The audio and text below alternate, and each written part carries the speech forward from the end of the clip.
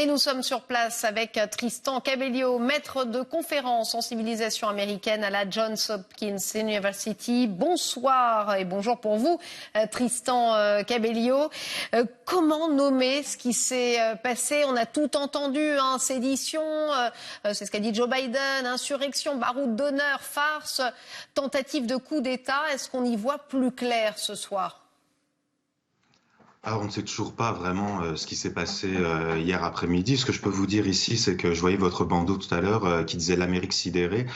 C'est exactement ce qui se passe. C'est-à-dire que les Américains ne sont pas un peuple de manifestants, revendicateurs. Ils n'ont pas du tout la culture de la manifestation de rue. Et donc, ce qui s'est passé hier, c'était quelque chose de tout à fait nouveau pour les Américains, de tout à fait traumatisant à un certain point. C'est-à-dire que ce matin, on s'est réveillé avec tous dans nos boîtes email des emails d'employeurs, de collectivités locales, d'universités qui nous invitaient à consulter les cellules de crise, les numéros verts pour parler du stress, du traumatisme qu'on a vécu hier.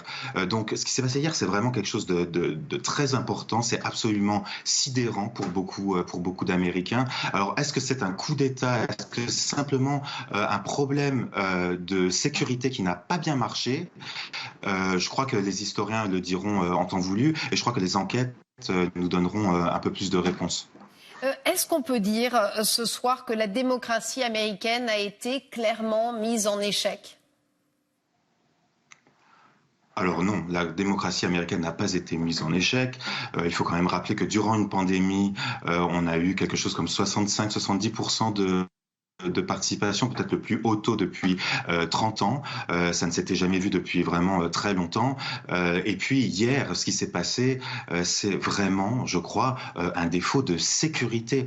Je crois qu'il faut quand même dire aux téléspectateurs que tous les gens qui vivent à Washington, qui ont eu accès au Capitole, à la Maison-Blanche, savent très bien qu'il est très difficile d'y avoir accès et que quand on y a accès, il faut passer à travers des couches de sécurité qui sont vraiment très longues et vraiment lourde. Et d'ailleurs, durant la plupart des manifestations qu'il y a eu cet été pour Black Lives Matter, la garde nationale protégeait ces bâtiments. Donc là, je crois qu'il va falloir vraiment faire une enquête et savoir exactement ce qui s'est passé, parce que la question qui est sur toutes les lèvres ici à Washington, c'est comment ces manifestants ont pu rentrer dans des buildings qui sont aussi protégés. Alors, la police du Capitole, en tout cas, s'est déclarée bien seule. Elle s'est sentie abandonnée, a-t-elle dit. Est-il vrai que la garde nationale, finalement, n'a pas été envoyée sous l'ordre de Donald Trump et que la police fédérale a un petit peu abandonné la police du Capitole sur place? En tout cas, ce sont les mots de cette police du Capitole. Tout à fait. Alors, il y a eu beaucoup de dysfonctionnements au niveau de la police du Capitole. On ne sait pas encore précisément ce qui s'est passé. Ce que l'on voit, c'est des tweets un peu éparses de gens, de personnes qui travaillent pour le Capitole et qui disent que dès le début de la matinée, ils ont été en fait renvoyés chez eux.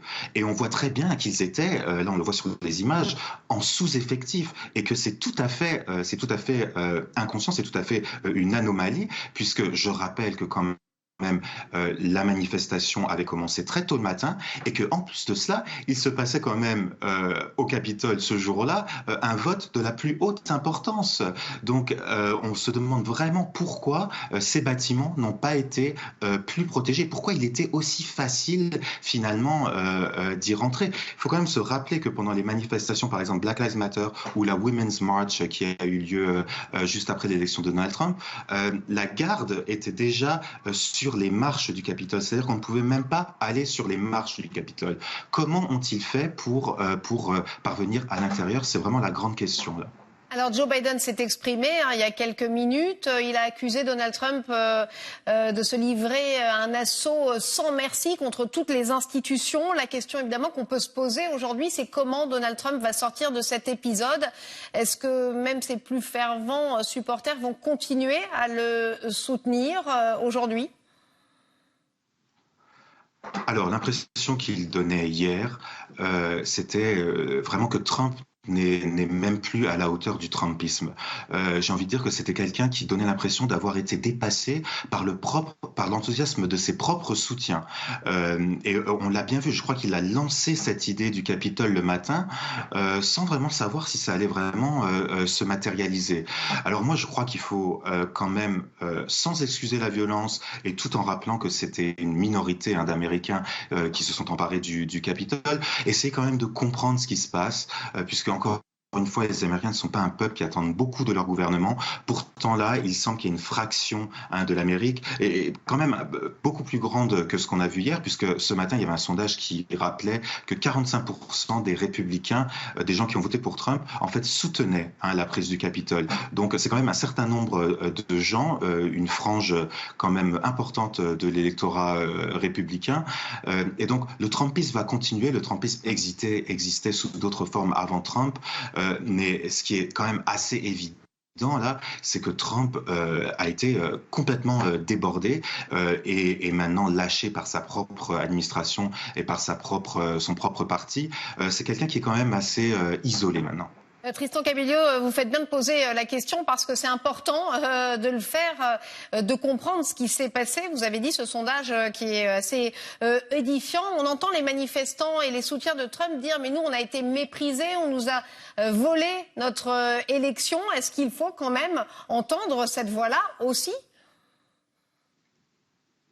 Absolument. Il faut absolument comprendre ce qui s'est passé. Il faut absolument... Alors, voler l'élection, ça, je ne crois pas, c'est-à-dire que il y a eu quand même à peu près 60 procès, je crois, 68 requêtes de Donald Trump pour essayer d'invalider des scrutins. Donc voler l'élection, non. Par contre, je crois qu'il ne faut pas mépriser ce mouvement. Je crois qu'il faut absolument entendre ce qui se passe là. Ce qui se passe là, c'est très très simple. C'est-à-dire, il y a une grande déconnexion entre les élites et le peuple. Et ce peuple qui était là au Capitole hier, c'est finalement un peuple qui ne sait plus où il va et qui n'a aussi finalement plus les moyens de ses rêves. Donc ce sont des gens qui ont beaucoup de problèmes à boucler les fins de mois. Alors là, la réponse que Donald Trump leur donnait, c'était que voilà, le gouvernement ne fait pas assez pour vous. C'est une réponse assez typique de la droite conservatrice. Ils ont acheté ça. Je crois qu'il y a d'autres moyens de parler à cette frange de l'électorat. Avec d'autres idées. Peut-être que c'est pas Biden, peut-être que ce sera quelqu'un d'autre. Mais en tout cas, ce qui s'est passé hier, je crois qu'il faut absolument pas mépriser cette frange de l'Amérique. Il faut tenter vraiment de comprendre ce qui s'est passé, les raisons pour lesquelles ils se sont rebellés d'une manière assez forte. Est-ce que les médias américains l'ont fait suffisamment, justement, d'essayer de comprendre? Parce qu'on entendait beaucoup de manifestants dire aussi nous, on se sent méprisés par les médias américains. Est-ce que ces médias n'ont pas joué un rôle, finalement, dans cette colère?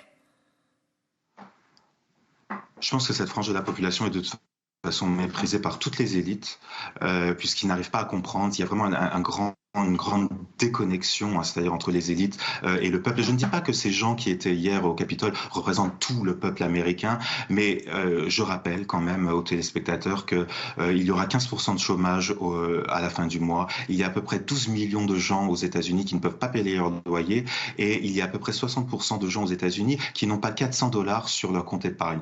Donc, il faut quand même rappeler qu'il y a une grande partie des Américains, la majorité des Américains, qui ont du mal à boucler les fins de mois.